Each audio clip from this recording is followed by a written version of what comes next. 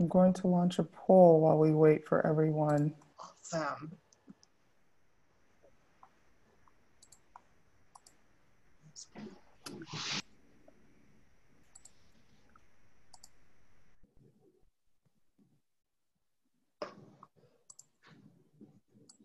Uh-oh.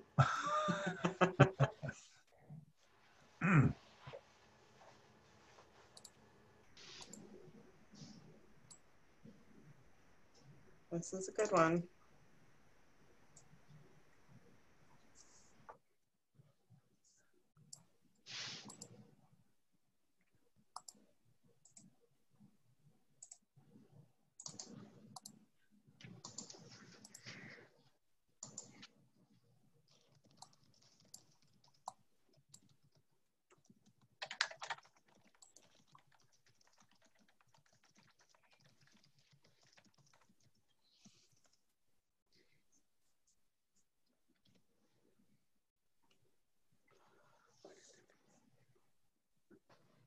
I have a few more seconds here.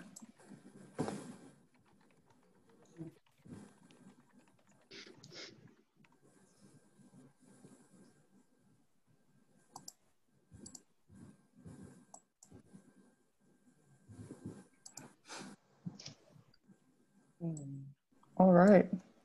Seems like we have a majority interested in marketing, then finance and accounting. Yeah, that's a good distribution. Yes, it is. It looks good. It's interesting.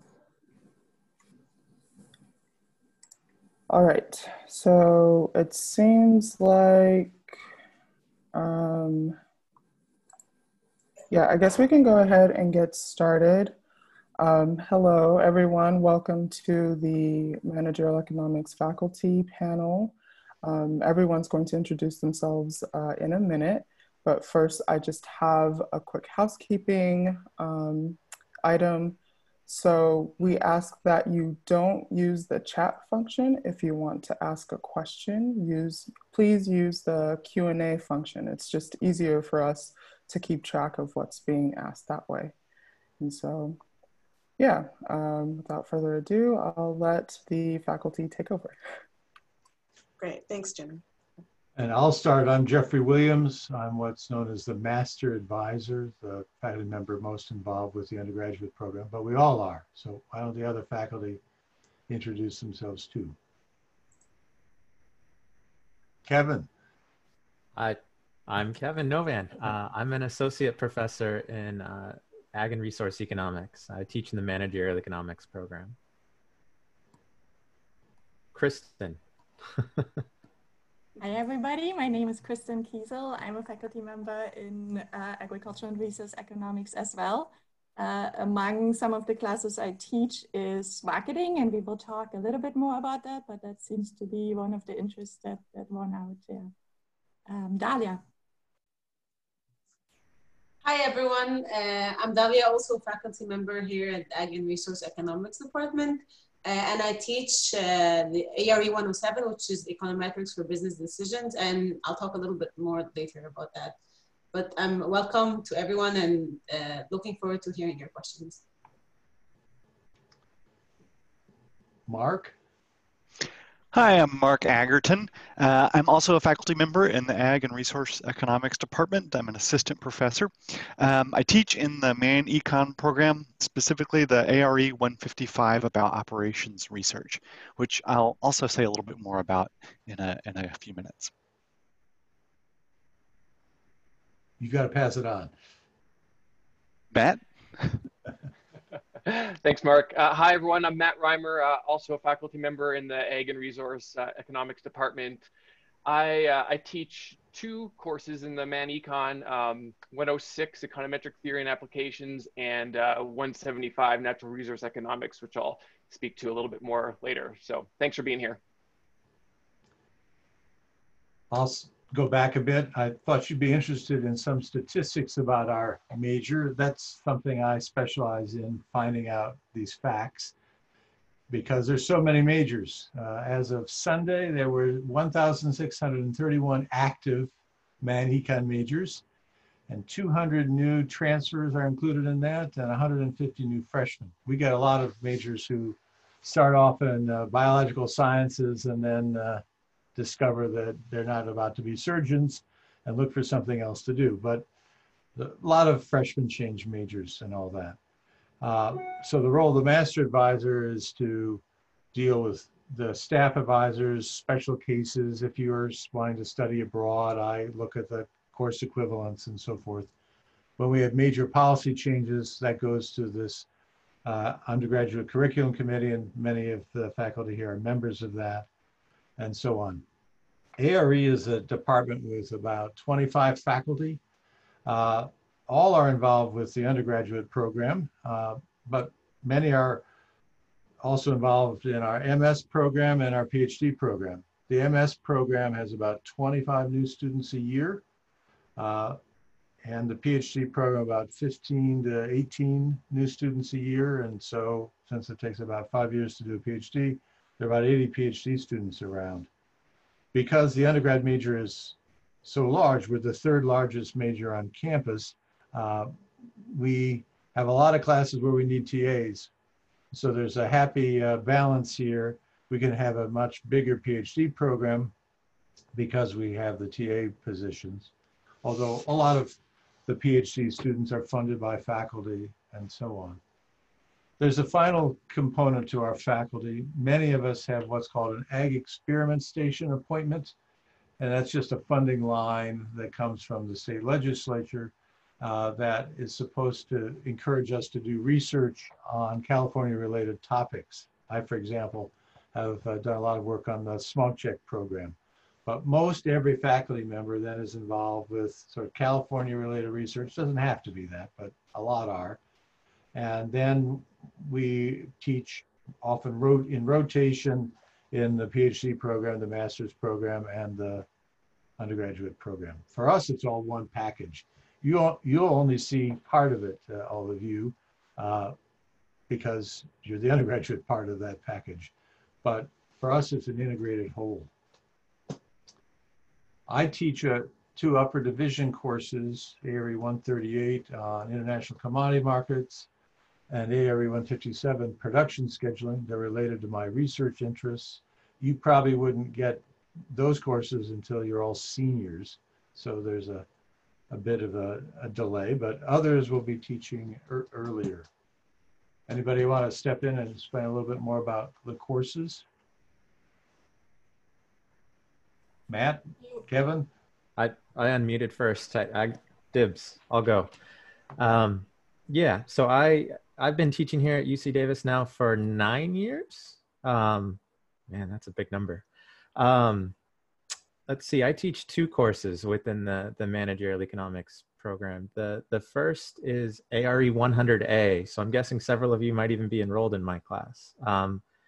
It's kind of what I view as kind of the first course that kind of sets the foundation for a lot of what you're going to end up taking in your econ courses here at UC Davis. So we go over kind of the basic way that economists think about how consumers and people make choices and how firms make choices. And essentially what we're going to do moving on from that class and all these other courses is take those tools, apply them to different settings, break some of those assumptions in behavioral economics courses, just a bunch of fun things you can do beyond these simple tools we develop. And then the second course I teach is ARE 176, which is environmental economics. And this course is kind of an introduction to how economists think about developing policies, tools to help the environment, essentially reduce the amount of pollution we're creating and to do it as cheaply and efficiently as we can. So examples like here in California, we have a greenhouse gas cap and trade program. So I'm sure we've all heard of this. Now, what does it do? How does it work? How can we make it better? We dig into that and think about it and model it like economists and kind of understand how these types of policies truly, truly work or don't work in some settings and what we can do to improve them. Outside of that, I noticed a few of you had some interest in environmental economics. You'll hear a bit more about some of these courses, but what I want you to do is be flexible with your choices too. So a lot of you expressed interest across this whole range of things. What's fun is People in finance, well, there's a lot of financial markets looking at environmental permits and commodities now. So essentially your interests are going to go across a wide range of these courses you're going to hear from in just a little bit. So I'll stop rambling. Kristen, you want to take it over? Yeah, thank you. This is actually a perfect lead-in to also give you kind of a bit of a broader overview and start with a question that maybe many of you, either our new students or our transfer students, have asked themselves, and talking a little bit why study managerial economics and talk about our learning outcomes. So I'm gonna share my screen here quickly with you and set up a couple of a general context before I talk about my classes a little bit more. So when you study our major and what you're studying in our major, when you complete your degree, what we are aiming for is really provide you with a thorough understanding of economic and business principles. So you will be skilled in critical thinking and decision making, and you will be able to support your positions with economic theory and the best business practices that you've learned in our program. You will have developed quantitative skills, strong quantitative skills, have the ability to inform your economic and business decisions, and you will also be able to put together quantitative reports and evaluate the reports that others put together. In general, you've hopefully become a more effective communicator, confidently using the appropriate terminology in both of your oral and written communications. And that's both for more general publications as well as being well-versed in the academic publications. And then finally, you will be able to provide much needed innovative leadership. You've been trained to work effectively in teams. You will be able to address strategic and organizational challenges where you find them. And so what I want to stress is really that our major goes kind of beyond the boundaries of traditional economics and traditional business majors, and really tries to give you a thorough grounding in economic theory and econometric methodology, and combine that with business knowledge and applications. So you're gonna have an in-depth exposure to theory, but also an in-depth exposure to application, and it really sets you up well to tackle the many pressing problems of our time, from systematic racism to just increasing inequalities to climate change.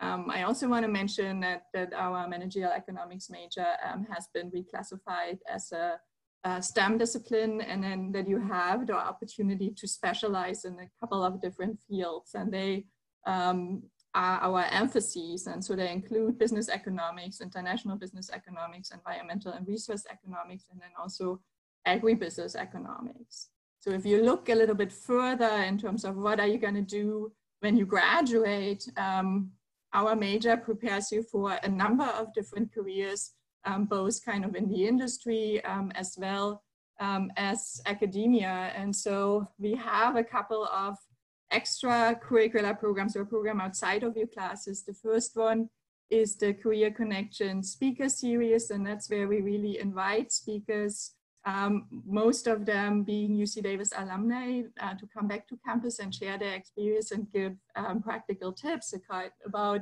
kind of where they are in their career. And so to just give you an idea of who we had in kind of the recent quarters, that happens once a quarter. We had Nathan Sadlander last quarter. He's a co-CEO and co-founder of Ever Lastly. So really kind of an entrepreneur, innovator. We had Soren Buren, who is the president of Driscoll's. The berries that some of you, most of you probably familiar and have seen in the grocery store. We had Jennifer Armin, the vice president of Okanagan Specialty Fruits. So that is actually a genetically modified non-browning apple. So really their product innovation. Keith Knopf, who is the president and chief executive officers of Raleigh's grocery store. Greg Dinsdale, who works with purchasing co-ops. So a wide variety of expertise and experiences. And then on the other side, we also have a number of our students go on and find their home in academics.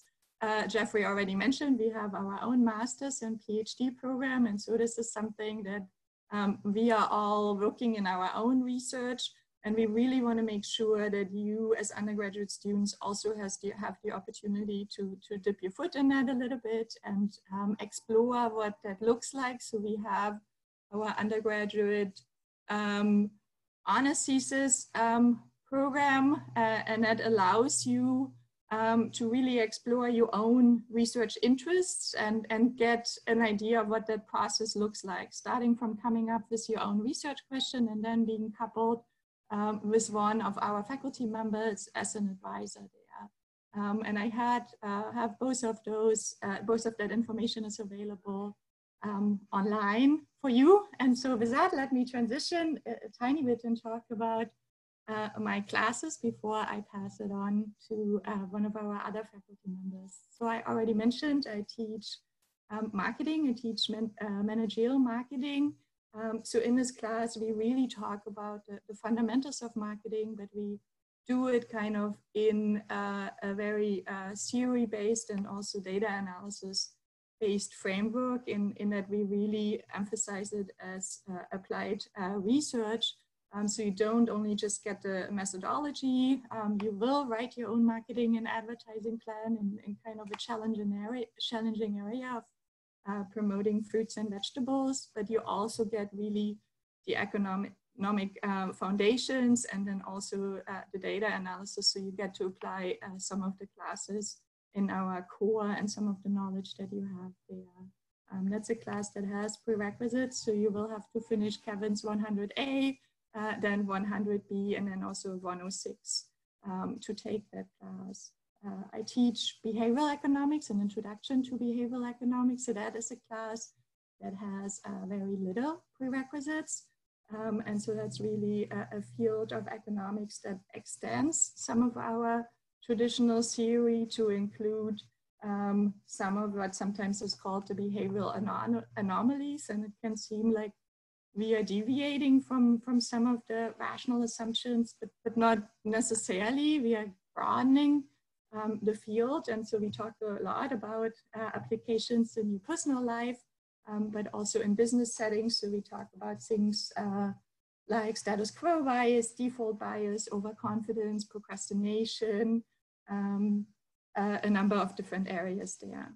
And then finally, I teach a class that is a little bit more specialized, and that is a class on cooperatives. So some of you might know about cooperatives as a business model, some of you might not. And so that is really a way to dive deeper into cooperatives as a business model, the organizational structure of cooperatives. And there too, we have lots of guest speakers from the industry come in and share their experience, challenges, and think about cooperative as potentially a solution to tackle some of the problems we see.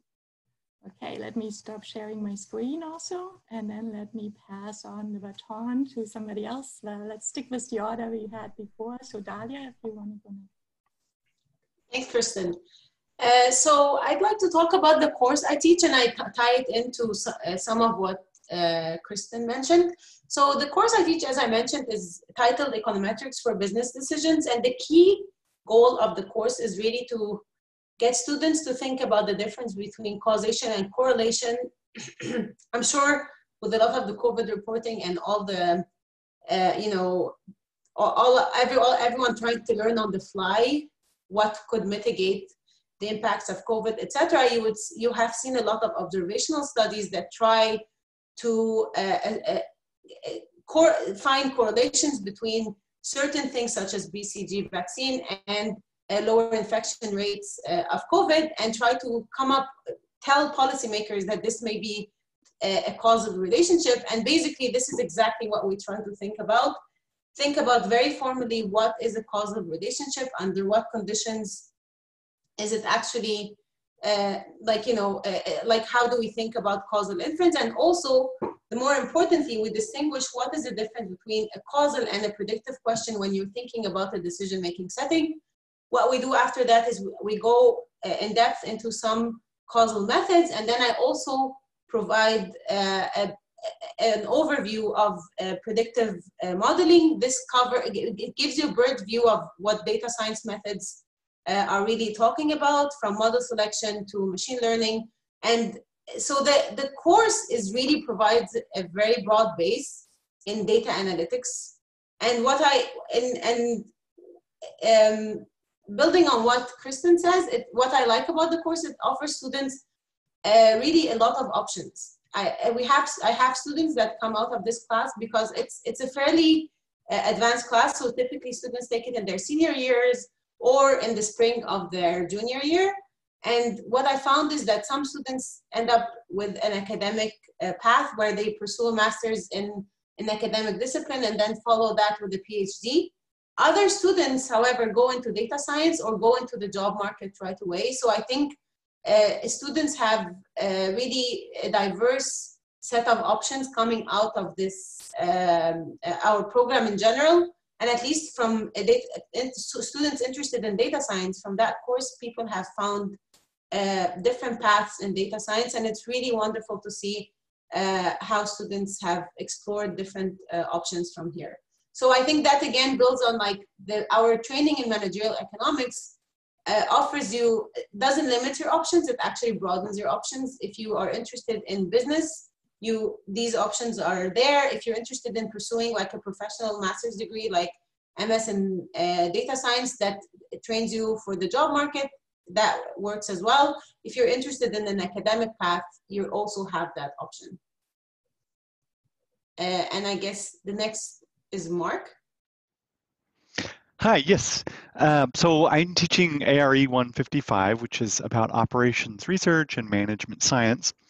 So when you think about this course, it's really about, let's take an operational business problem, turn it into a mathematical model, and use that to tell us how our business should run. So it seems a little abstract, but anytime you want to think about how does an airline choose where to fly airplanes? How are Uber and Lyft scheduling their cars? How is UPS routing trucks? How does a refinery, I work some on energy economics, and how does a refinery choose what products to make between from crude oil, so gasoline versus jet fuel? And how do we do all this in a way to maximize profits for the company? So the course is really about how do we take a business problem, turn it into math, and then use our mathematical tools to give us some guidance about the right course of action for the business. So this is really the foundation for a lot of, like I said, how companies like Uber and Lyft are actually making all their decisions about what drivers to send where. So hopefully by the end of this course, you'll have a good sense as to how to maybe use some of these quantitative tools and how to break down business operations problem you have.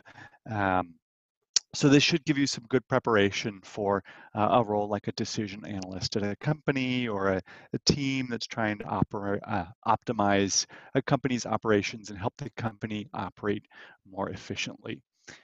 So that's what 155 is. Yes, I saw a question. Yes, I teach 155, not 115. So Matt, are you? Yeah, I'll go next. So I'm relatively new to the faculty here. I just started in March, so I have actually not taught much in the managerial econ major yet, but I'm planned to teach 2 courses.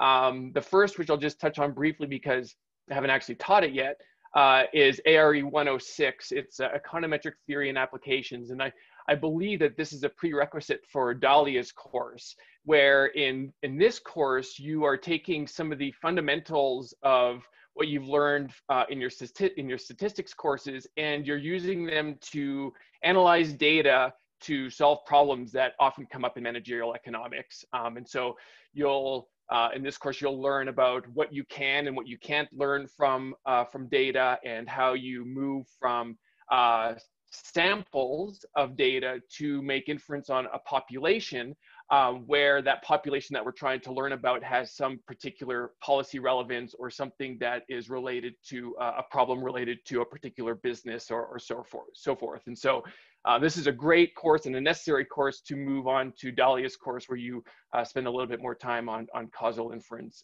methods. The other course I'm teaching is ARE 175. This is Natural Resource Economics. And in this course, we take some economic concepts and issues related to the use and management of natural resources, such as oil and gas, fisheries and water. And we look at how to solve real world problems related to these natural resources. So in particular, what we'll touch on in this course is we'll note that and show that markets often don't allocate natural resources efficiently or equitably. Often we call these market failures, and you'll touch on that in Kevin's environmental course as well.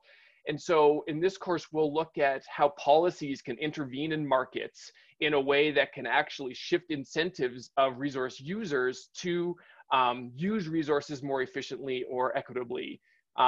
And so to do this, we're going to develop models, both kind of theoretical models using pen and paper and algebra and calculus, and we'll also use some numerical methods using Excel or some other statistical kind of platforms. And this will allow us to ask kind of these what if questions.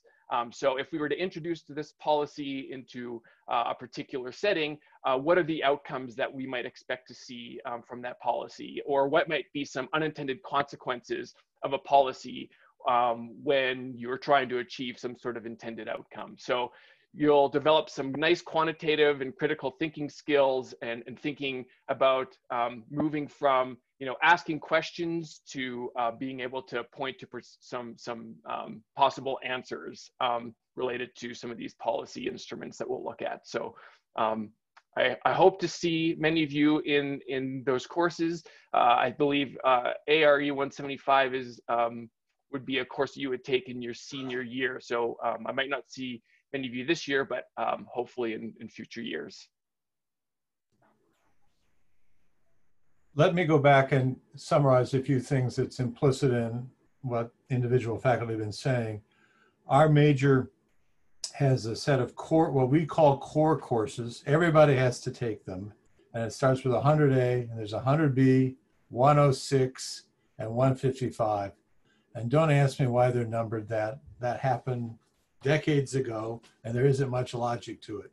But those core courses we hope you take mostly as juniors, and then you can take these more specialized courses as seniors. So this is a major where we hope you're building a lot of depth and some expertise in certain areas, though there's chance for breadth. Some majors are designed to have all kinds of breadth, but ours is more a depth-oriented major. So we hope you take, whether you came in as a freshman or as a transfer student, you're taking the core courses in your junior year to take them further.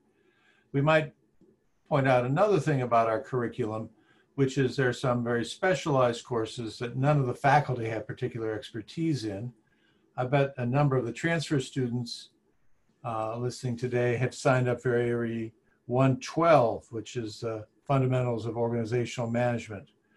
We have a longtime lecturer, Jerry Lundblad, teach that course. That's his area of expertise.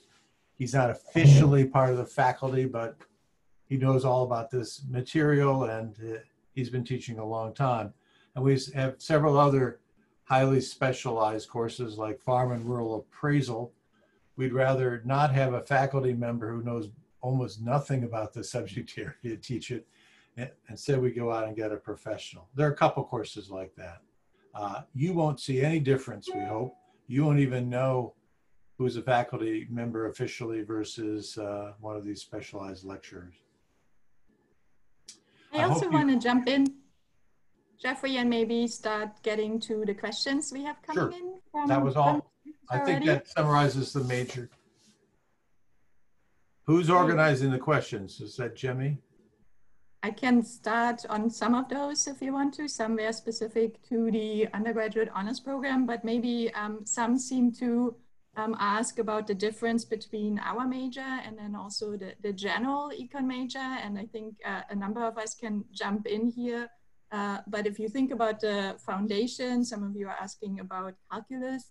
is we're starting from the same foundation. You're gonna have the foundation in calculus, you're gonna have the foundation in theory, but then one of the differences that we are focusing on the applications, and a number of us have already highlighted, where we teach kind of the courses that apply to environmental policy, to natural resources, the courses that apply to marketing, coupled with these courses that are our core courses, 106, our data analysis class, economic theory, 100A and 100B there. And so the difference is really that at the end of the day, in our major, you're focusing on the application. And then as we said, we are also kind of going beyond the boundaries, and we are bringing a lot of the business principles into it. So if you didn't specifically ask, but how does our major compare to a traditional business major?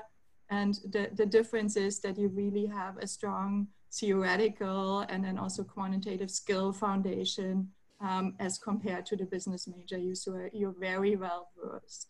And yes, you will apply the calculus in your elective classes and your higher level elective classes, both calculus and the data analysis skills that you're gaining in the class that Matt is teaching, and then the class that is Dalia's class that is kind of the next level that focuses on causation. Yeah.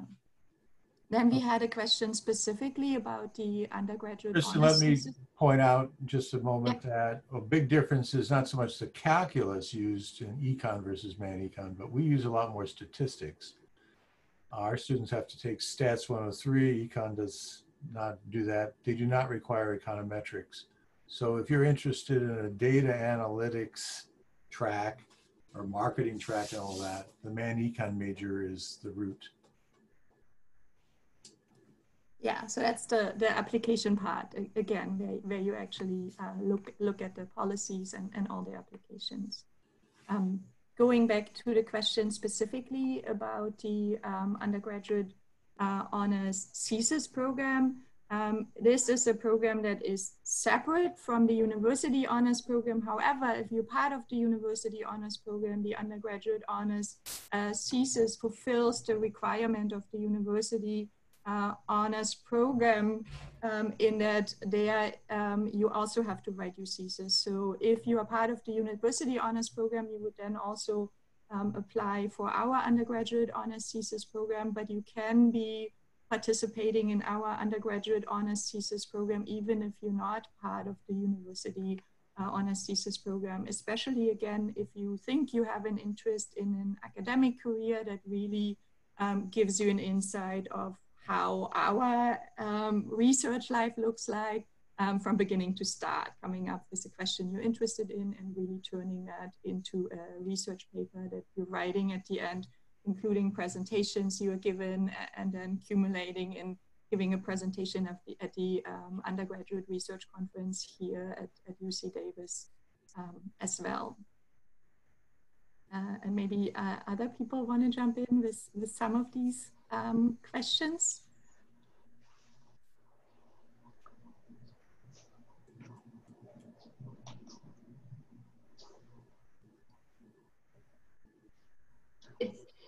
I don't know, Kristen, have you read it? Because there's a question that says, is this major theoretical or quantitative? So I would say it's quantitative. There's definitely some theory we use, but it's not like theory for theory's purpose, but rather it's more to apply it, right? So I think it's an applied program, but definitely for some concepts, like for instance, when I teach causal inference, there's a certain notation and theory that you have to think about, and that like in order to really understand what we mean by causation.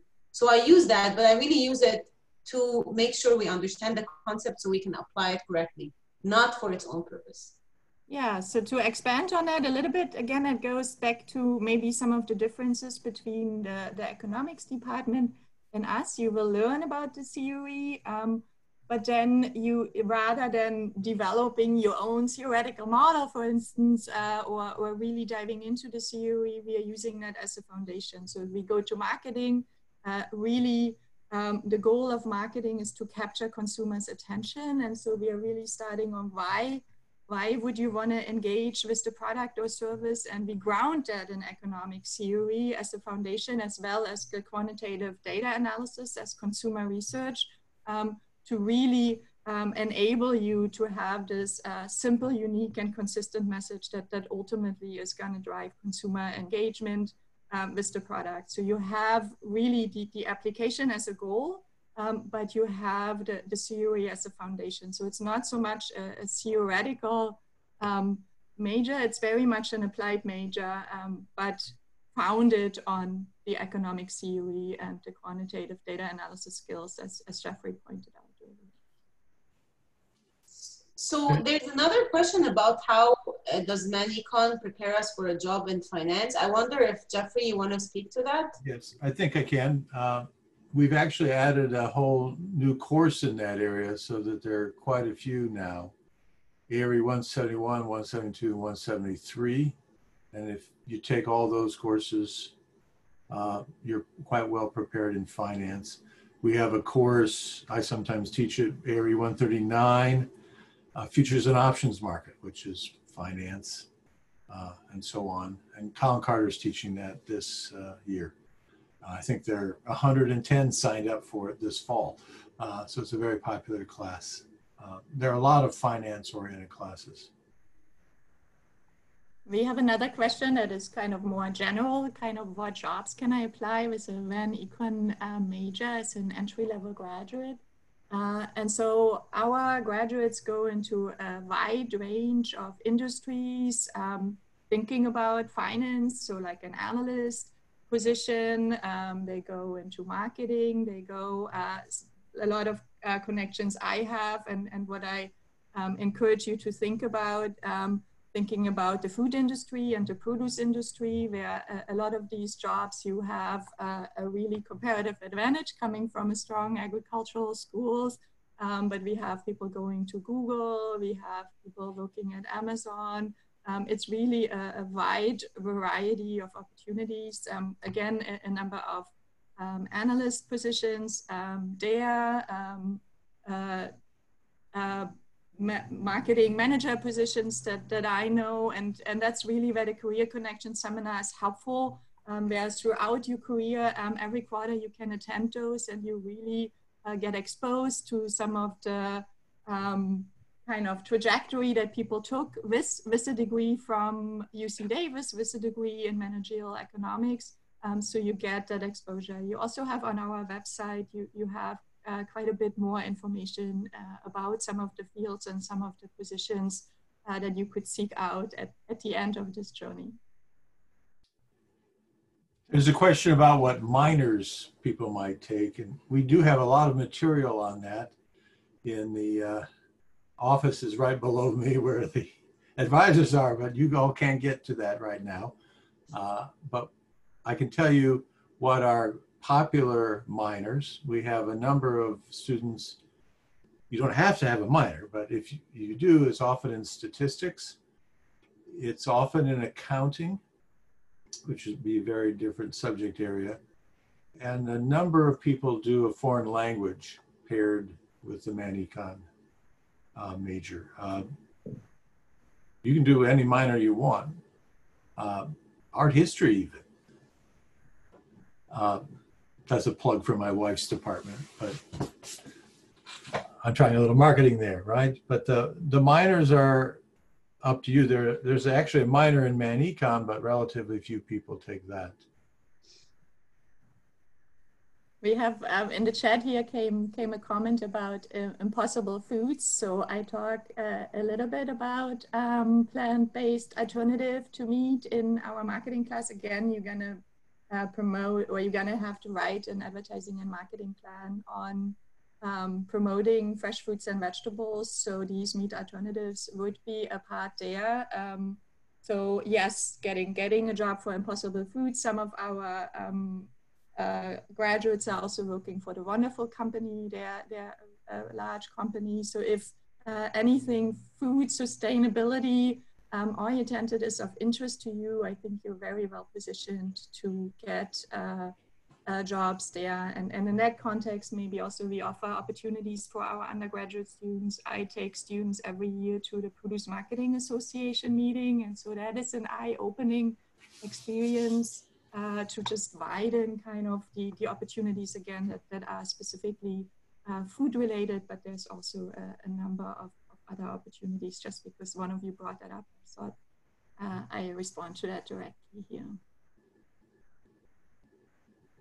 Can I just elaborate on this? So I think, you know, given the challenges of climate change and all the environmental challenges, I think actually our major offers a really nice balance because you have the possibility to actually take environmental economics classes. I hope Matt and Kevin can elaborate on this if they would like, but I think it positions you very well as like businesses are interested at this intersection of sustainability and business. And I think our major really offers you a comparative advantage in that area, I would say.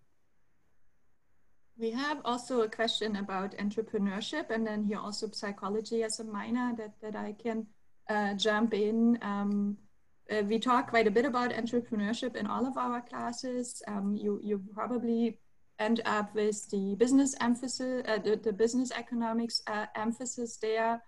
We also collaborate. There is a Center for Entrepreneurship on campus that you can have some of the entrepreneurship ideas more from an engineer perspective. So there is a lot of overlap there, but entrepreneurship and leadership skills is something that you're learning in the program.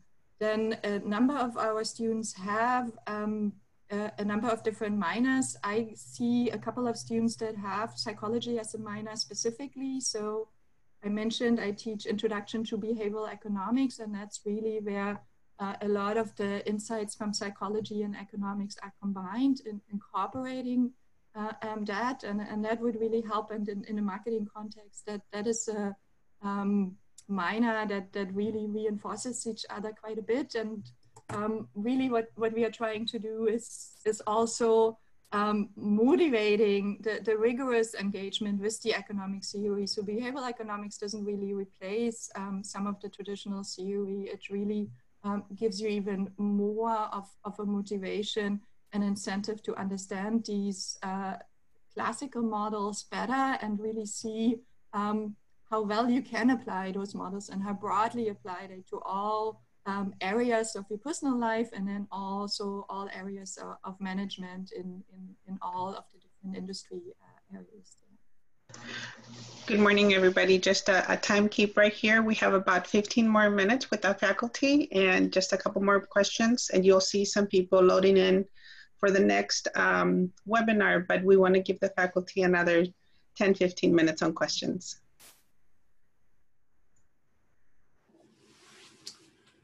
So there is another question about research opportunities. And so again, specifically, if you want to try out and really go from start to finish for your own research question, that's what the undergraduate honors program is for.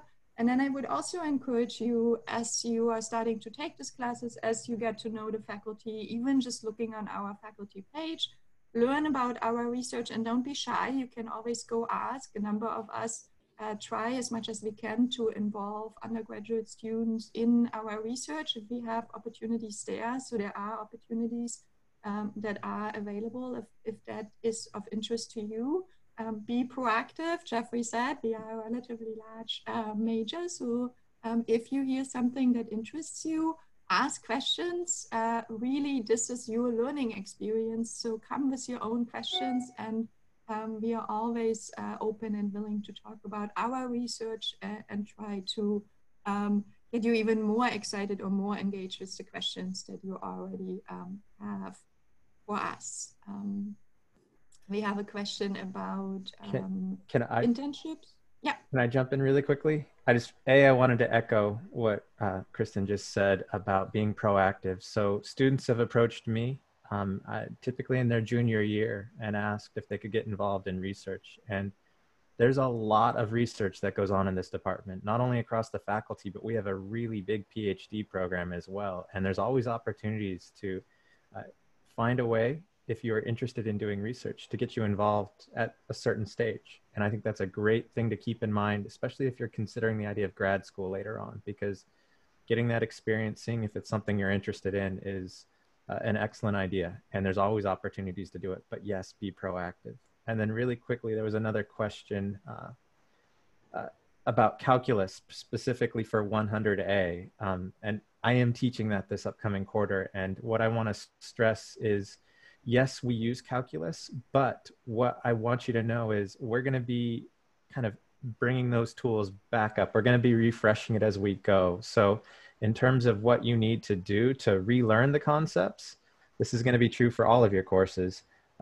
Get working early on the work. Don't wait right up until an exam, first of all. Second, come to the office hours. If at any point early on you find yourself struggling with some of the math that goes behind some of the economic concepts, join us, get in office hours, shoot us an email, and we can set up a separate time to chat outside of office hours. And we'll make sure that that's not kind of a stumbling point for you, because you've all had those prerequisites if you're in this class, which means you've been exposed to the tools, and we can brush them back up to get to the point where it won't be a roadblock.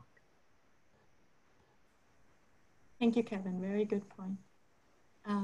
We have another question about study abroad opportunities and internship opportunities. And yes, in general, it is a really good idea to take advantage of those opportunities. And that is similar to what Kevin just said and I earlier about research. Having that exposure and having that also on your CV is going to be very important. So as you see opportunities arise, take advantage of those. And then in our classes, we also try to point those out and make those opportunities available to you, to give you more exposure. We have an internship and career center on campus that we work closely with as well. And so from very early on, you can go to the career fairs and also learn more about internships. And then again, also through internships that we post directly. I mentioned the Produce Marketing Association there as well. We are working on an internship program that is related to the cooperative sector as well. And so that would be specifically a summer internship opportunity there. And that would be what we really think of as experiential learning. And in general, that's true for all of you internships, right? So you learn the material in class, and then you take that into your internship and you apply it. And that can really reinforce what you're learning in our classes. And that is a really good opportunity, whether that is in summer or throughout the quarter, if it fits in your schedule. So yes, I strongly encourage you to take advantage of those opportunities. And you can take advantage of the study abroad much more in our major than some other ones in the sense of scheduling flexibility. We offer our core courses every quarter and summer. And many of our upper division electives are offered twice, sometimes even 3 times a year. Other majors, animal science is one I know, they have a very rigid time. If you want to spend a quarter abroad, you basically have to go a whole year and cycle through. Our students have more flexibility, and a fair number go abroad. Not this year, for obvious reasons, but previously they were going abroad quite a bit, and I think that could resume. We have another question about political science as a minor, and I think that is yet again a good combination, especially given the interests that you have and where you want to go. I think that would work really well and reinforce some of the material that you're seeing in the other classes. And it's again really up to you. Think critically about how you want to combine the knowledge in our advising stuff, and even us as faculty, you can come and ask those questions, reinforcing the idea of being proactive. And then I have a question that makes me personally very happy, talking about us talking about finance and marketing, but what about the agribusiness emphasis? There's probably no better place to be for that emphasis, because we all work in agricultural related fields. And even when we do our marketing coverage and our finance coverage and the data analysis classes, we have a lot of examples that are really relevant for agribusiness, and you have a strong network that you have access to also of UC Davis alumni when you come out of our program. So agribusiness is where we have a lot of expertise and a lot of applications to offer you in this field. And again, if the produce industry specifically is of interest to you, we have a strong connection with the produce industry and connecting you to these ideas through the Produce Marketing Association and a lot of businesses within that field. So I would strongly encourage you specifically, Griffiths, to check that out. There is even an opportunity to apply for the Produce Marketing Association Summit for this fall already. If that's of interest to you, you can jump in with both feet. Application is due tomorrow is the first deadline, and you just have to write a letter of interest. So if you want to, shoot me an email and I will send you more information today, even still, if you want to get started on it. So we're coming to the final minutes of this hour, but a last message or, you know, something last minute comment that any of your faculty would like to make to the students. Sure, I'll go ahead. I just want to say that I really recommend that you make use of your office hours opportunities, especially during these times where we're going to be communicating remotely. We really want to get to know our students and we want to see you and talk to you. So please try to make the best use of office hours. Don't be afraid to reach out to us and ask questions. We want to hear from you as much as possible. So I really recommend that you take advantage as much as possible of those opportunities. I think all of us would echo that comment. Yes. We are here to help you, and our doors are open, and we're actually excited when we get students in office hours. Again, this is your learning experience. Make the most of it, and we are here to help you with this process and figure out what you want to learn and how to best gain that knowledge and apply it later on.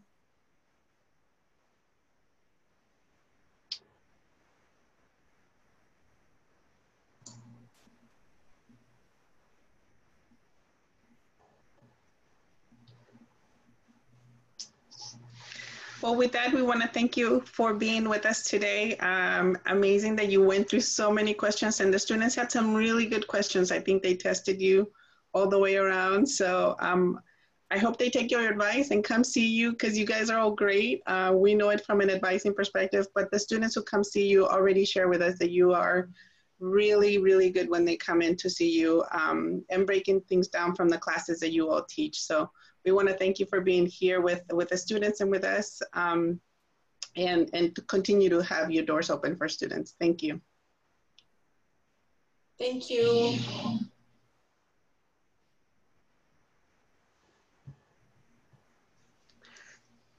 As we transition to the next hour, you can stay on as as students. I think Jamie and there she is, and our peer advisors are starting to log in so that we can then have a panelist for students. So I'll hand it over. I do want to say quickly that there are a couple of unanswered questions that we weren't able to get to. I would encourage you to send your questions to our Mannycon email, and we can direct them to the faculty as needed, especially like the last one talking about the environmental and resource economics emphasis. It would be good if you talked to one of our faculty about your plans. So please just email Mannycon and we'll direct you from there.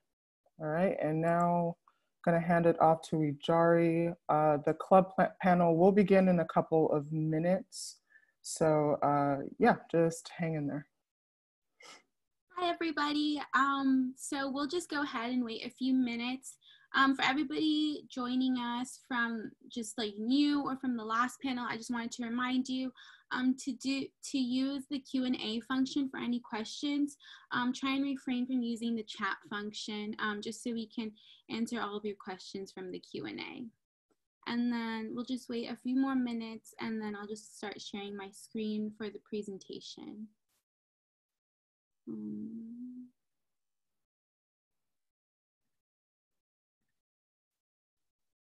Okay.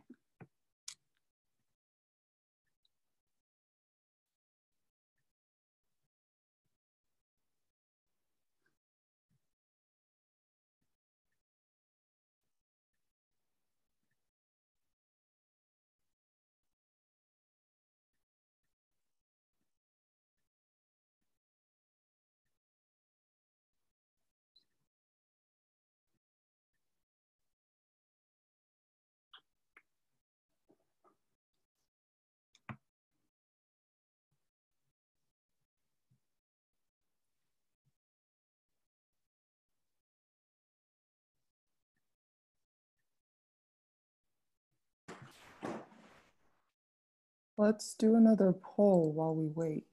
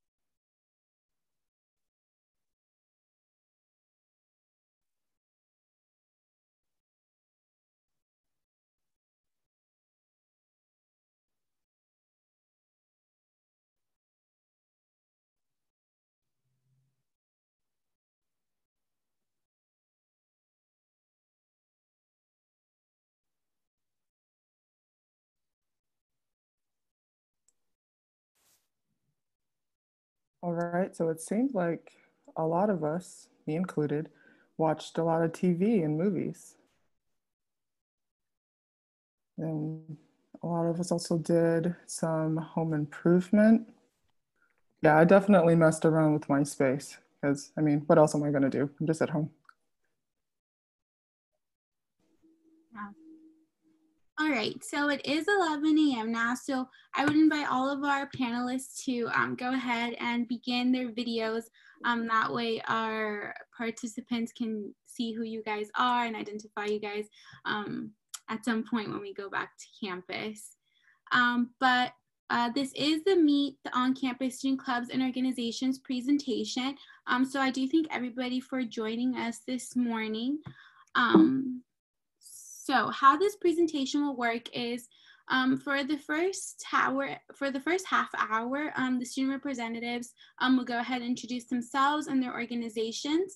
And then for the last half hour, we'll go ahead and do a question and answer opportunity for students and representatives. And so first we're going to go ahead and start with Ascend.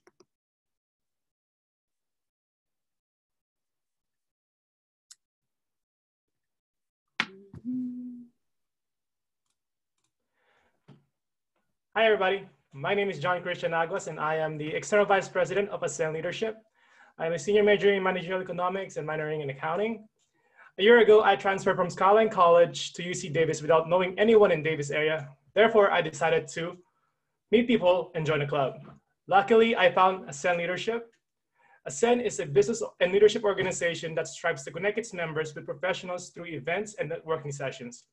In addition to that, we would like to help our members develop their professional toolkit, meaning a competitive resume, interviewing skills, networking skills, and even technical skills. Although our focus is more on business, I'm here to tell you that we are open to any majors and open to any background.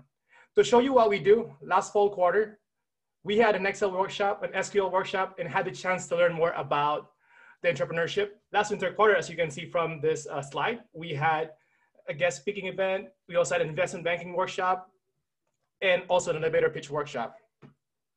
And last spring quarter, we had the chance to talk to a former PwC associate and current regional director of John Wiley & Sons, and an associate from Oracle and also Salesforce. This upcoming fall, we will have a former employee of Google teaching us on how to break into Google.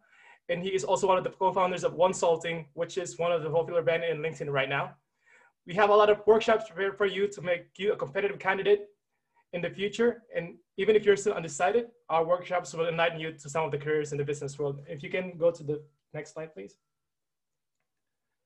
So why us? Ascend is the largest pan-Asian business organization in North America. We provide access to over 60,000 professionals across the business industry.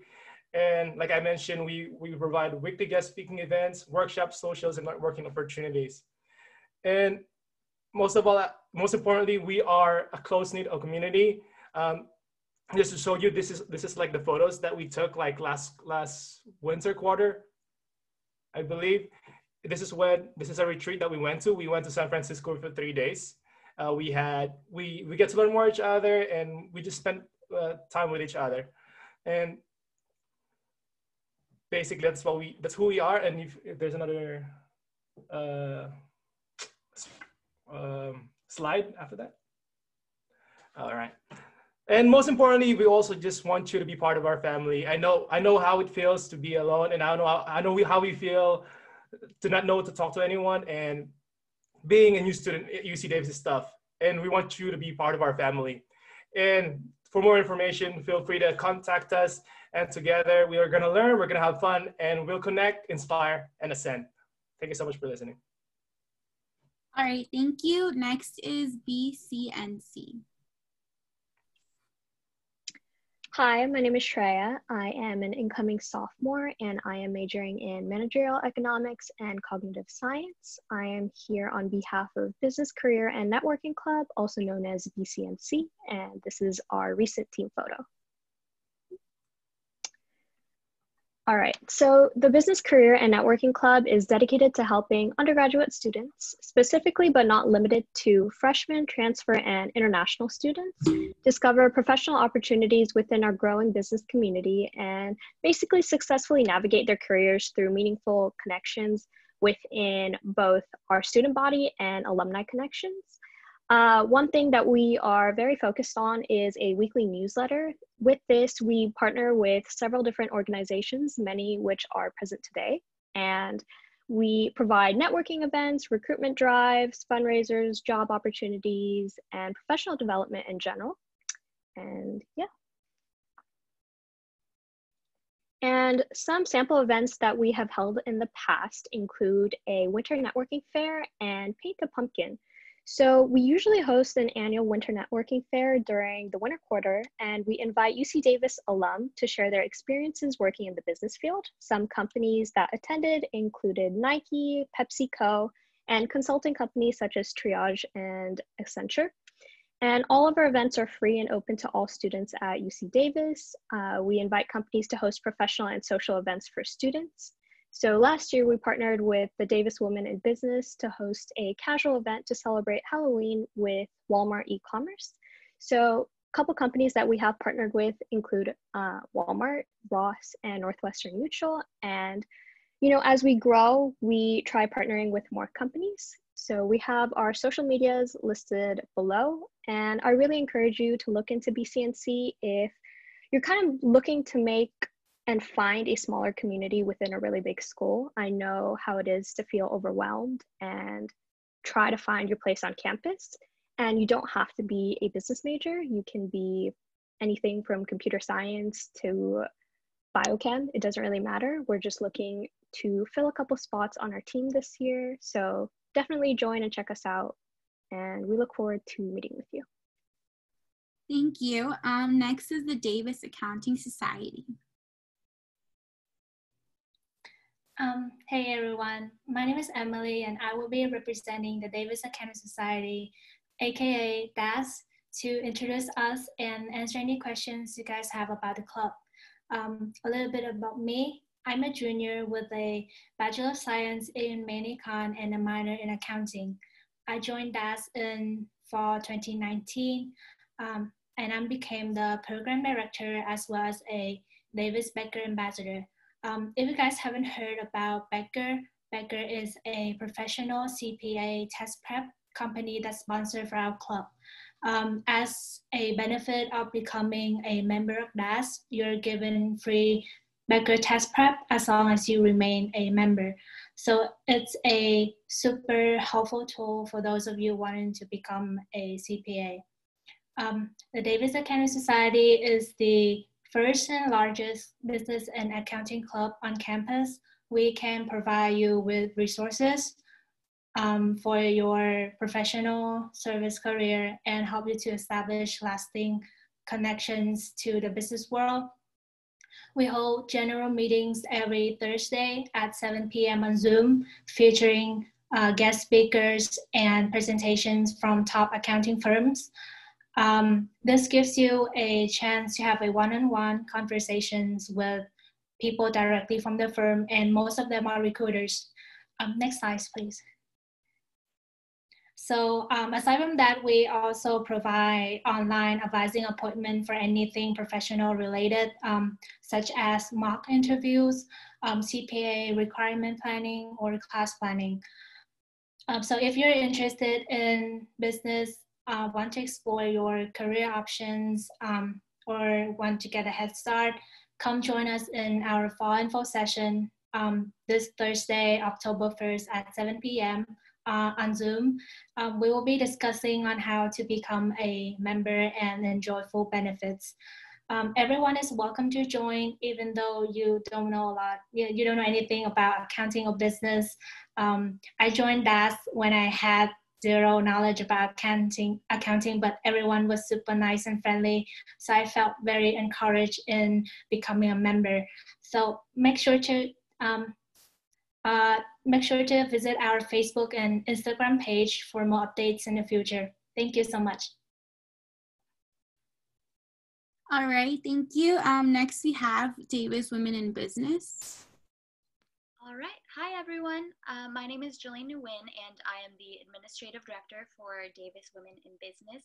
A little bit about DWIB. We are a holistic organization with a really balanced focus on professional development and on community building. So what this means is all of our associates are different in tons of ways. Our majors, our professional interests, our skills, but ultimately what unites DWIB together is that we believe anyone who joins can be successful. So our goal is to ensure that you find career direction, that you develop your professional and personal networks, and that you set and achieve your ambitious career goals. So over on this next slide, you can see a few of the events that we've hosted in the past. On the left, this is one of our vision board socials that we hosted during our winter recruitment week last year. This was because it was the beginning of a new year. So we wanted all of our members to get together and really have an idea of how they wanted their goals and accomplishments to look like at the end of the year. Over on the right is one of our info nights with Accenture. We have a ton of connections with different companies. So this was a night where some of the Accenture recruiters came out to talk a little bit more about their company and some opportunities that were available. On the bottom left is a photo with what BCNC mentioned before, our Paint a Pumpkin night with Walmart e-commerce. That was really fun. It happened during Halloween. So everyone was able to, learn more about Walmart and then decorate their apartments after. And on the bottom right, this was an info night that we had with Aerotech so that our members could learn a little bit more about recruiting and some opportunities available there. And ultimately, one of my favorite things about DWIB is that it really caters to all industries. Personally, I'm a cinema and digital media major with a double major in communication, and I've also found my spot here with the marketing and design opportunities available. So I really encourage all of you, if you're ever on the fence about certain industries, to join and learn a little bit more about all the things you're interested in. Over on this next slide is a little more information on our fall recruitment week. I'll be sending the links in the chat right now to all the resources available if you're interested in checking us out more. But our fall recruitment theme this year is bringing your goals to bringing your ambitions to fruition, which is why everything is fruit themed. Also, vitamin C is always really important. But we have some info sessions available on Monday and Tuesday of next week, as well as other bonding and social events available so that you can learn a little bit more about us on an informal level throughout the rest of the week. If you're interested, you can go ahead and check out some of the links I sent in the chat. But yeah, that's it for me. Thank you so much. Thank you. Next, we'll have a representative from EBSA. Hello, everyone. Can you hear me? Yeah, we can. Hi, my name is Nikolai. I'm going to be representing the Economics and Business Student Association. I am the vice president at EBSA, and I'm proud to say we're one of the largest undergraduate professional organizations on campus. And a little bit about us. So our mission at EBSA is to be the link between your college experience and your professional career. And by participating in EBSA, we're going to help you discover what you're passionate about and also learn crucial professional skills that you're going to need going forward. So what we do as a club, as an organization during a typical quarter is we have weekly general meetings. We meet every Tuesday from 6:10 to 7:30 p.m. These are good times for us to to socialize, to discuss current events and opportunities that are going on at the club, as well as have workshops where we teach you professional skills, but also prepare you for our quarterly case competitions, which we hold every quarter. And we also do guest speaker events. These are separate from our general meetings, where we have professional people come and speak to us for the club. We also do socials. Given that this quarter is going to be virtual, we're going to be more limited than a regular quarter, because usually we will go out on trips. We'll go hikes, ice skating, potlucks, all that stuff. So unfortunately, we have to adjust and do everything virtual, but we're still going to have game nights, trivia nights, and we're still going to keep the socials going. Another thing that we do is fundraisers. Again, in normal quarters, usually we have these fundraisers to raise funds for things to give back to the club, for our socials and case competition. But given that we're currently on a completely virtual platform, we decided to focus our fundraisers more on social causes. So previous quarter, we did one for Meals on Wheels, Black Lives Matter. This one we're going to do for Empower YOLO. So that's something we're very active in. Also, our case competition, that's what we're mostly known for. Every theme we focus, or every quarter, I should say, we focus on a new theme. So last fall, it was finance. Winter was supply chain management. This spring, we did marketing.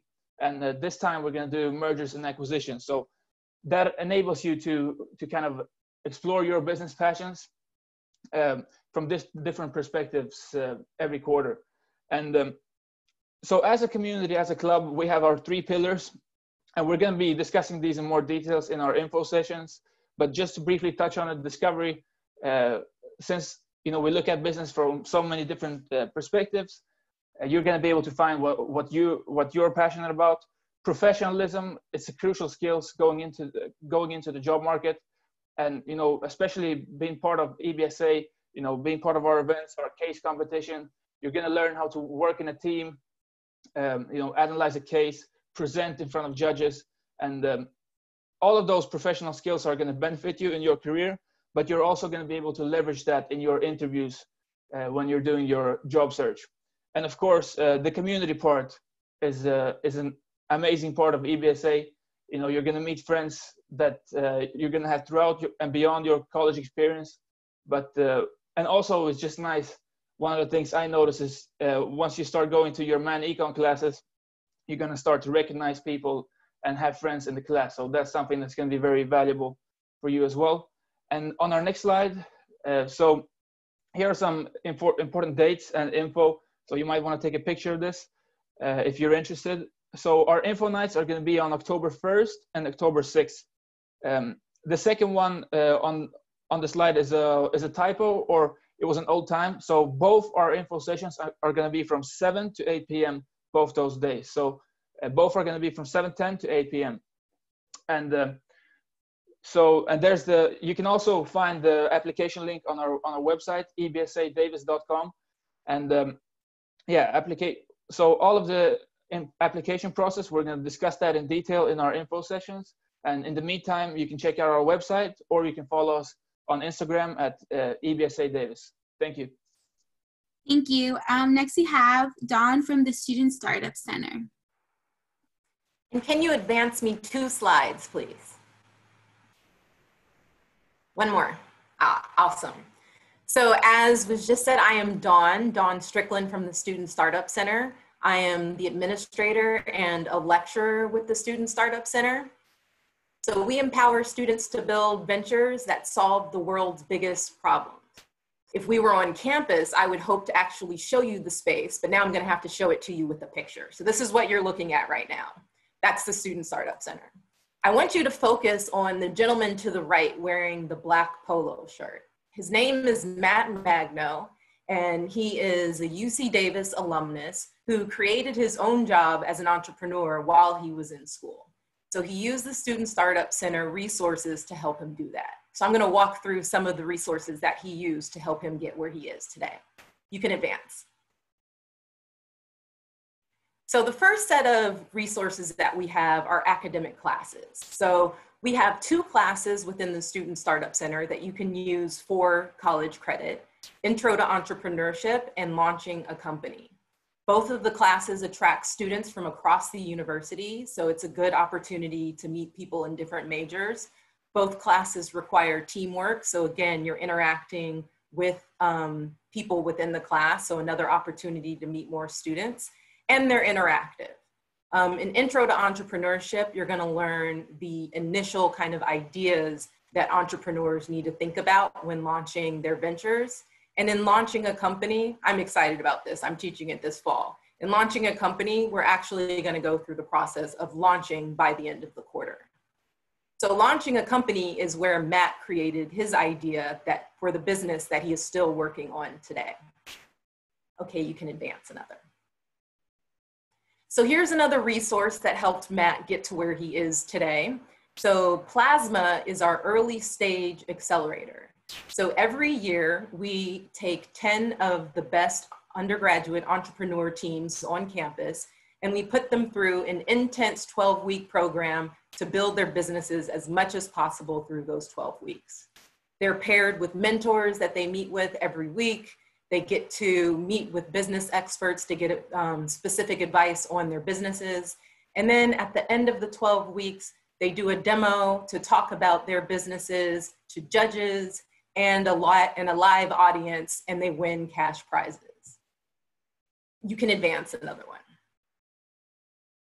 Now, you don't need to have an idea ready to go for Plasma. You don't need to be ready to take a class with us immediately. There are a lot of other ways to get involved with the Student Startup Center. We have something happening almost every day of the week.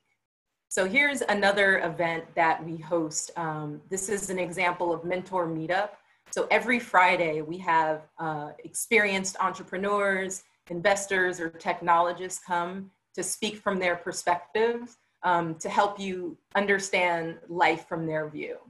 One of the mentor meetups that I'm really looking forward to this quarter, we have a Silicon Valley venture capitalist named Maria Salamanca, who is coming to talk about how to pick an idea. So that's a question that a lot of people have. How do I figure out what the right idea is for my venture? So she's gonna talk about that from her ground of expertise. So these kinds of one-off events are really useful for you to get a taste of entrepreneurship, to begin to understand what the field is like and what careers in entrepreneurship look like. In addition to Mentor Meetup, we've got peer-led workshops with technology, we've got peer-led workshops with leadership. So here on this slide, you can see our website. I'll also drop in the chat links to some videos about our classes and my email address, so you can email me if you have any questions. All right, thank you. And lastly, we have Ben from the Finance and Investment Club. Hey everybody, I'm Ben Nussenau. I'm the president of the Finance and Investment Club. and I'm going into my third year at UC Davis. And at FIC, if you're interested in a career in the financial services industry, I think FIC has a lot to offer. So in my opinion, the most important thing that FIC has to offer is its community. And preparing for interviews can be very difficult, but when you're surrounded by people who have lots of interview experience, that can be very, very helpful. Second, we offer a training program that seeks to complement UC Davis's finance coursework, but what we concentrate specifically on in the training program is our concepts that are typically covered in entry-level interviews for banking and investing roles. And finally, the last thing that we have to offer is our broad alumni base. Can you go to the next slide, please? Yeah, so last year we had a lot of success placing students into extremely competitive internships, and our last recruiting cycle was our most successful ever. And I think that next year's is going to be even better than the last. So if you're interested, please apply at ficucd.com/apply by midnight on October 9th. And my contact information is available on the website, so feel free to reach out. All right, thank you so much to all of our organization representatives for presenting themselves and also their clubs. We'll go ahead and I'll stop sharing my screen, and then we can go ahead and begin answering the Q&A questions left for us.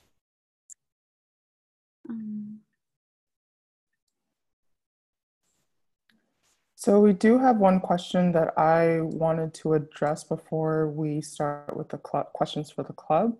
The question was, is the stock market club associated with our major in any way?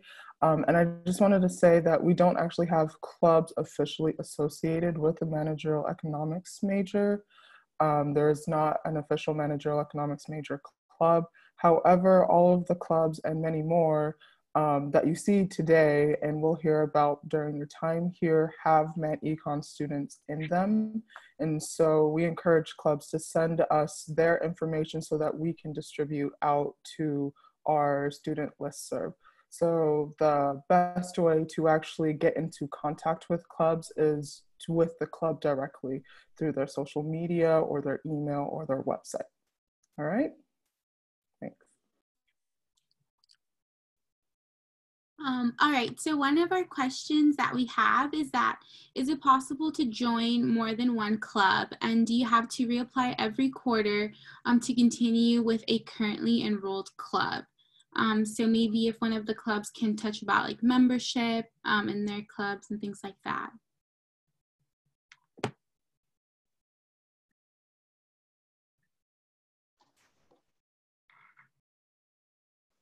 I could talk a little bit about how it works in EBSA. So for us, you would so everybody has to reapply each fall. So now, but then after that, we have membership requirements, which is, you have to attend a certain number of general meetings, socials, guest speaker events, case competition participation.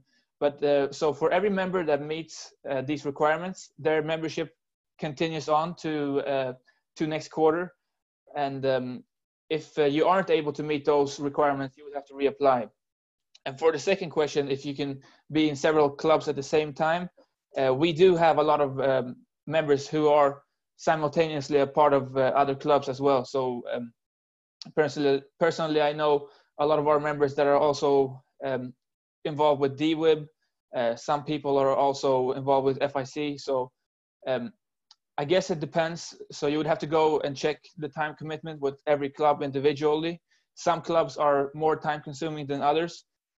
Our club is pretty active. So, we do take up quite a lot of your time commitment. So it just depends on how much time you have and so on.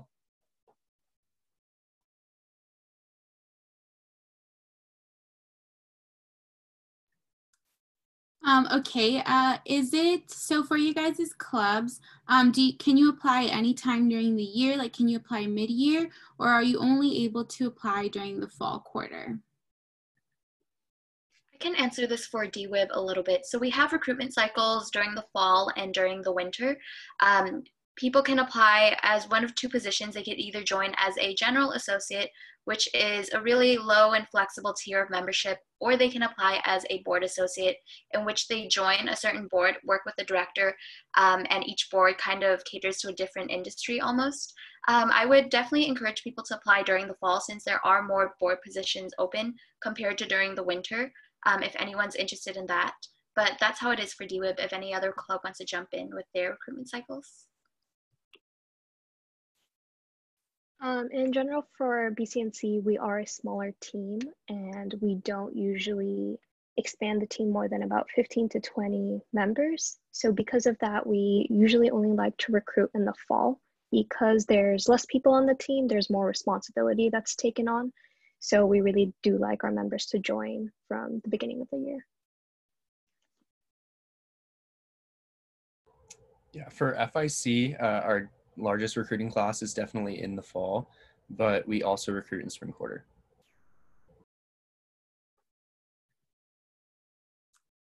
Okay. So I think those are all most of the questions we have. I think the final question, which I don't know if you guys can answer like with exact numbers, is about how many people do you guys recruit maybe during fall quarter?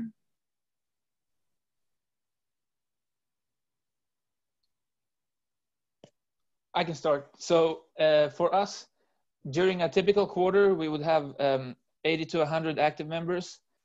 Now that we're moving on to a virtual format, we're gonna cap applications a little bit lower, just so we can coordinate it better and really create a valuable experience for all of our members. So this fall, we're gonna be recruiting about 60 members.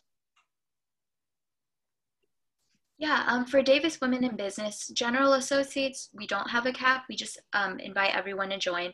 And typically we do have a credit system in order for people to remain active. But you know, this year, since it's a little different, we're going to be more flexible with that. In terms of board associates, there is a cap, and it depends on each board. If you want to learn more, you could come out to our info sessions, and we'll touch on that a little bit more. At the Student Startup Center, we want as many of you as possible to participate. So the more people who participate, the more fun it is, the more you get out of the experience. For us in leadership, it's same as for both Student Startup Center. And yeah, we have no cap in terms of the general members. But what the beauty for us in leadership is that every quarter you get to serve a different position if you'd like to be part of the student leadership program, so that you can be able to improve you could be a committee member, like how I started was a committee member, and then I moved my way up to a VP. So there's definitely growth in this leadership organization, and I want you all to apply, and feel free to check us out on fill out the form that I just messaged on the chat section. Thank you all. And for FIC, we typically seek to keep our club around 50 members. So we'll be looking to fill close to 10 spots this fall. For the Davis Accounting Society, right now we are not open for board member application, but we are encourage members to join the meeting, so as much people as make more friends. For BCNC, we have about 3 to 4 open positions. In particular, we're looking for design and tech, but definitely not limited to that. We're just looking for great people with good enthusiasm. So, yeah. Another question that came up was, do any of the clubs have any membership fees?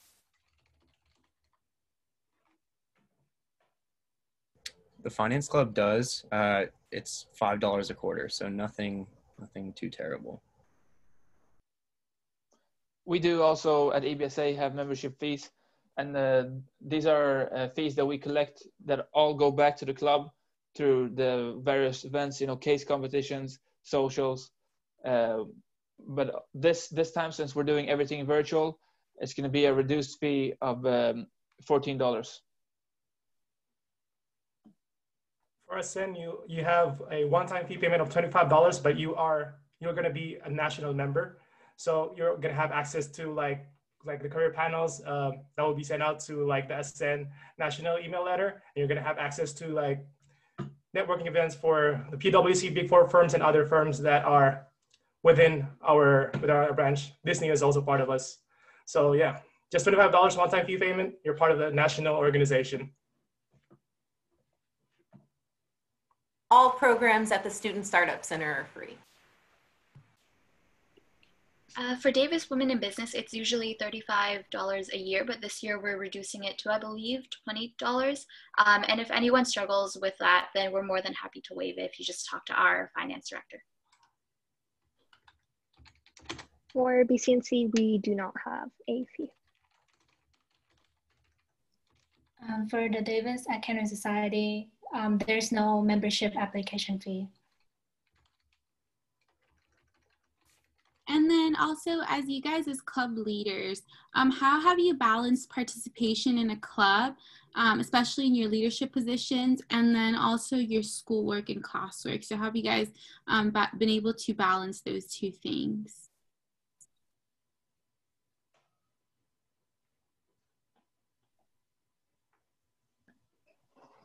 I could speak on myself a little bit in this regard. So for me, ever since I joined EBSA, so participating in our club, it's kind of, you know, the more you put in, the more you get out.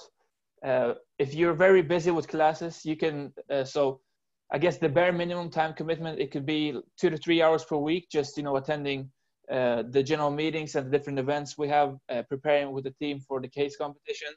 But there's many more opportunities if you want to get more involved, and you can join committees, and, you know, you can go to every single event we put on.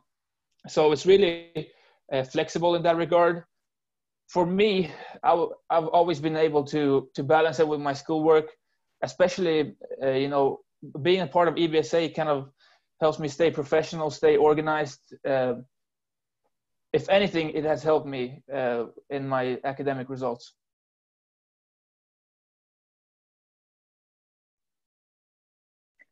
So for BCNC, like I had mentioned, it is a smaller club. So the way that I have been able to kind of keep track of my work in club and academics has just been open communication with the team. We are a very tight-knit group, and because of that, we're very openly able to communicate, you know, the responsibilities that we can and can't take on. And just in general, as you kind of learn, fall quarter goes really fast, and it might feel really overwhelming at first, but time management and kind of prioritizing what to do first and what to do last becomes natural. So it seems like a lot now, but it'll become easier as you go. I'll speak on behalf of students who are in our program, and we have a wide spectrum from only going to one event once a month or once a quarter to people who are actually building ventures, and so they're spending a lot of their time working on their businesses. So if you're only going to an event every once in a while, of course, that doesn't require much of a commitment. For the commitment of actually building a business, what I've heard, I can echo what Shreya just said about prioritization being really, really important. Teams also, that's come up, having the right team and being able to work with your team and making sure that you get support when you need it. But the one thing that I've heard from student entrepreneurs that I really liked hearing was for the ones who were really into it, they actually thought that it made them better at their other responsibilities because they were pressured to have, they had to get it all done. So they had to figure out how to get it all done. And they still enjoyed the process because they liked what they were doing. For Davis Women in Business, I think there's a general theme that you're hearing a lot, which is you get out what you put in. And that's the same with our club as well. I would say for my leadership position personally, it's nothing like working in a group project where none of your members are putting in work. All of our associates are really hardworking. They always take initiative. They're really creative and passionate about what they do. So working in DWIP has always felt like a dessert project more than like a mandatory thing I had to do.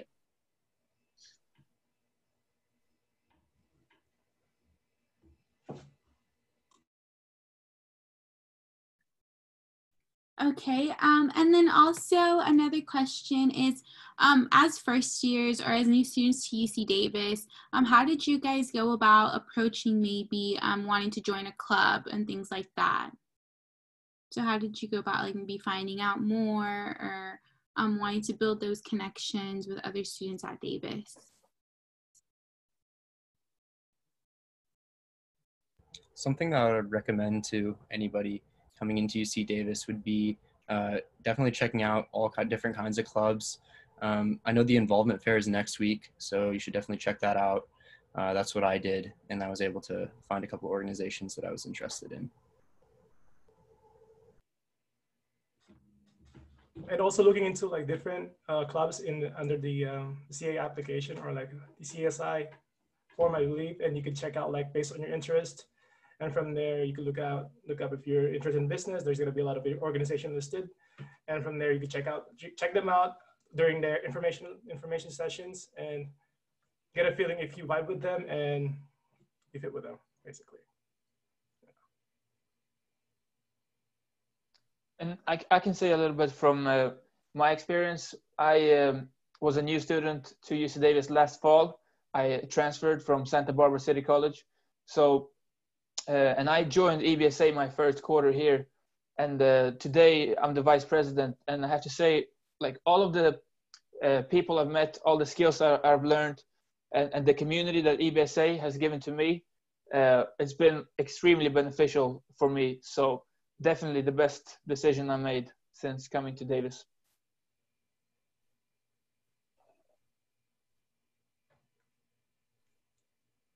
Yeah, I guess then like another question to kind of build up on that was, what do you think is the best part about like maintaining participation or like continuing to go to these clubs and organizations on campus?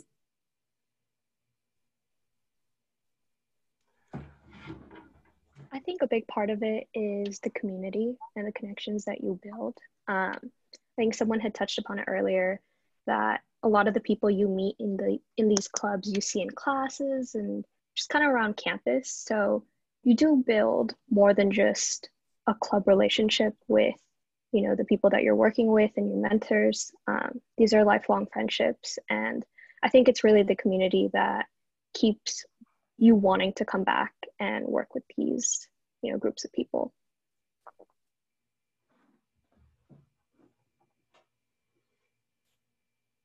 I also want to mention, so the community is a really big part from the social aspect, but also, you know, being in college, and especially once you get into your junior year and senior year, you want to start working on that transition into your professional career, and, you know, finding a job and building professional skills that you're going to be able to leverage. But when it comes time for you to, you know, start a job search, do interviews, so partnering and joining a professional organization is going to give you a great opportunity to build your professional network. You know, just, you know, many of our clubs, our club at EBSA and many other clubs that have spoken today, you know, we work with professional companies. We have guest speaker events. We collaborate. We have different partners. For example, I know from our part, we've been working with companies like Clorox, Pepsi, Target, smaller local businesses, startups. So just, you know, building your professional network and learning professional skills together with the social aspect of a club, that's going to be priceless.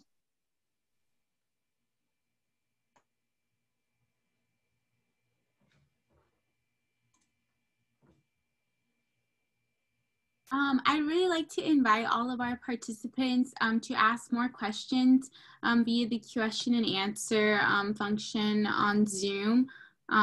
Because these club representatives are here for you guys and to answer all of your questions. So we really encourage you guys to ask anything, whether that be about their clubs or just like their personal experiences with their clubs and organizations. That'd be great. But another question in the meantime while we wait is maybe a piece of advice for first years or new students just in general, right? Whether that be like with clubs and organizations or with classes, things like that.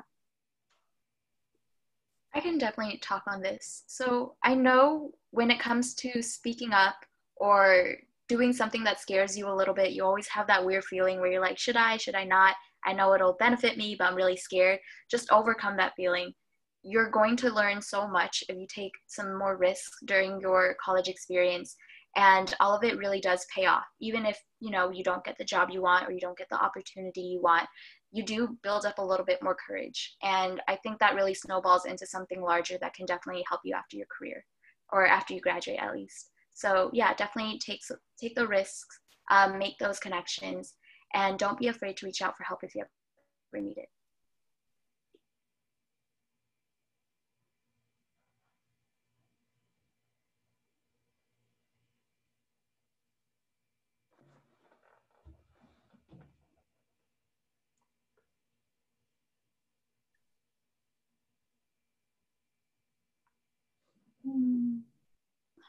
We have a question here in the Q&A that asks about Davis Women in Business. They ask, are there any ways that they can prepare prior to the information sessions next week?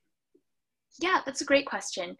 Really, we're preparing for you. So all of the info sessions are going to be giving you more information. If there's anything to really prepare for, I would say it's probably our social events or our alumni nights. For those, we really do accept everyone, so you don't have to worry about impressing anyone or anything. I would definitely encourage you to check out our website, which I linked a little bit earlier in the chat, so that you could find out any questions you might have and come ready with those during the info nights. But great question, thanks for that.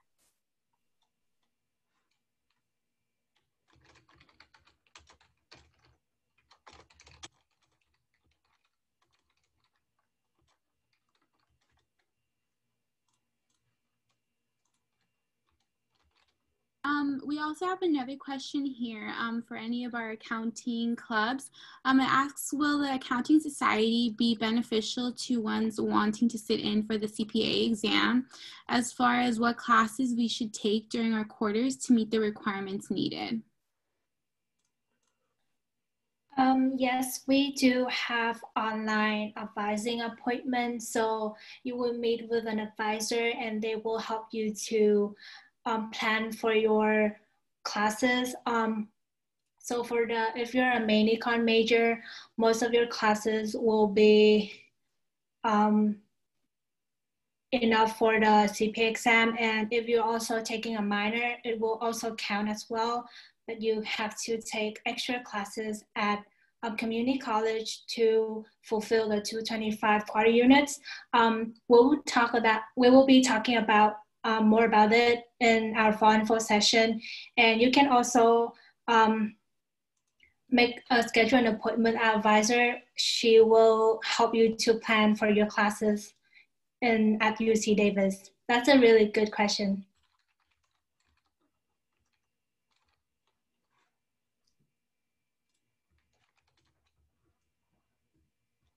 We also have just like another question that what kind of events will the clubs host remotely this quarter? Just like a few maybe like socials or things like that you guys might host remotely.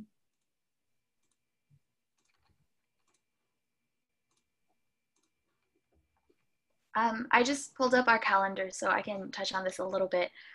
We're going to be having a lot of collaborations with other companies and clubs as well. What many of you don't know is that we're really connected with the business leadership club teams. So all of us like planning and collaborating with each other to make sure we provide everyone with a really holistic experience. But a few of our DWeb events include resume workshops, personal branding workshops. We're doing career families, which is essentially teams that break into case competitions. So that's always really fun. We always have a lot of socials as well. And something that I'm trying to get us to do is have an Among Us tournament. Among Us has been a really popular game. So we're trying to do something more fun with that on the social realm. But yeah, if you come to our info session, we'll also touch on these a little bit more.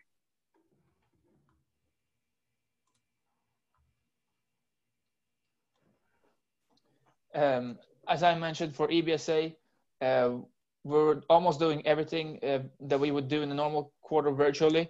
So we're still having general meetings, workshops, guest speakers, socials, fundraisers, and the case competition. So we're doing all of it virtually. And we're going to be working a lot with other companies as well. So we're going to be co-hosting an info session with Clorox. Target is going to come and do a workshop with us later in the quarter. We're going to have a M&A guest speaker from Intel, and we have a lot of different guest speakers coming in this quarter. So basically, we're adjusting completely, and we already did. So in spring, when everything changed suddenly, we kind of organized ourselves, and so we already have a trial run. We already did a virtual case competition, and hopefully we're just going to improve this time.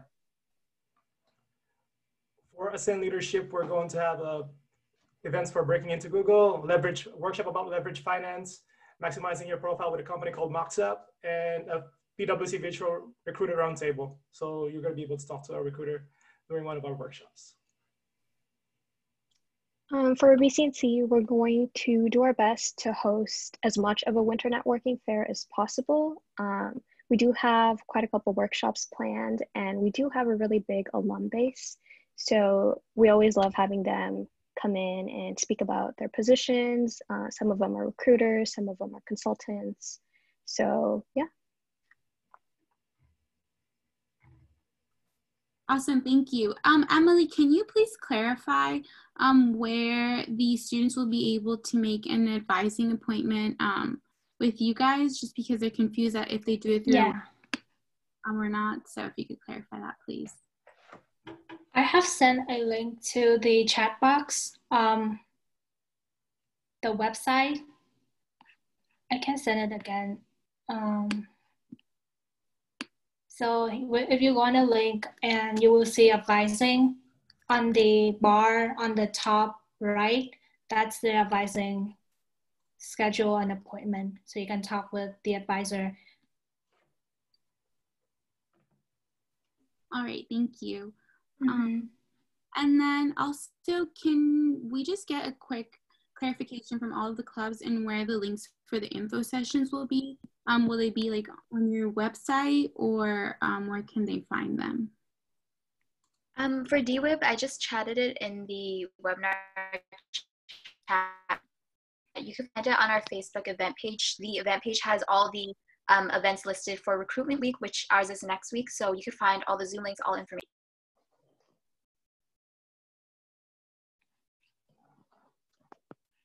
For EBSA, I'm going to post the links in the chat shortly, but all of the links are on our website, ebsadavis.com, and also our AggiLife page. That's if you go on AggiLife and search for Economics and Business Student Association, we have all of our events linked with the Zoom links and descriptions, so you can find everything there. And I'm going to link it in the chat as well.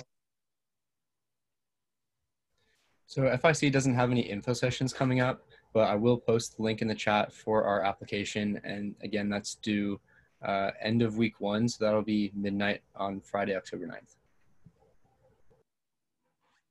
So you can find information about, oh, sorry, go ahead. No, you're good. We do have an info session coming up. Our recruitment generally is a little later into October. So if you guys can check out AggieLife, the links will be posted, and just social media in general. You can find information about all of our events and info sessions on our website. We have a calendar that will continue to be populated over the quarter. For Ascend Leadership, all our events and information about that will be in our website, which is ascenducd.org. Let me just go ahead and put a better link. For Davis Accounting Society, we usually post our events, and so we usually put the events on Instagram. So make sure to visit our Instagram page. It's at Davis Accounting Society. Thanks.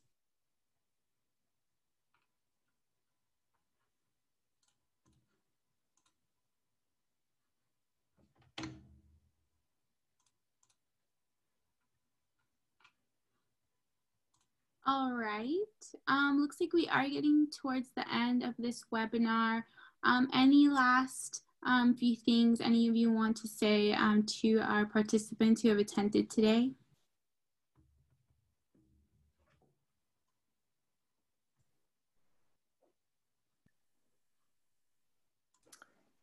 I do want to jump in and answer, is there a data analytics club? Davis does have one, and that link is, I'm going to show that in the chat right now.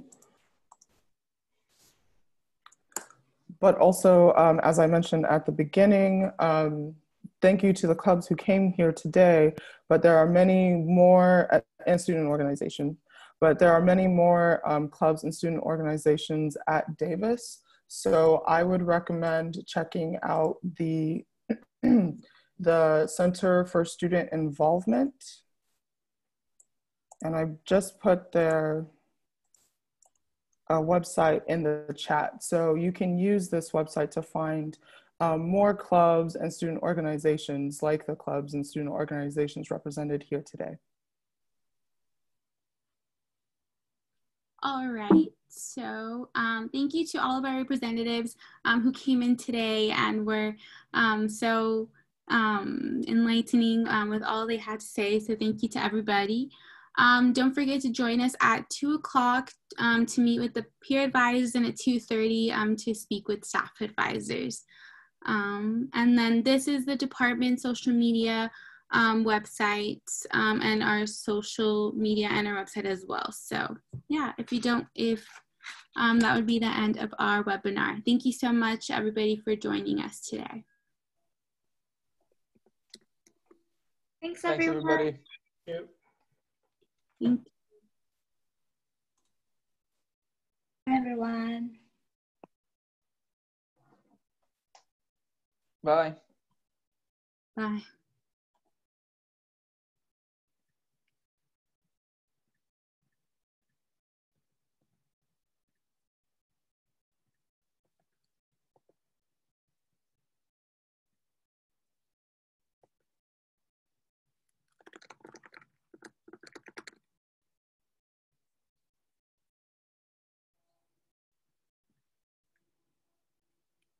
All right, I'll just go ahead and stop sharing my screen now.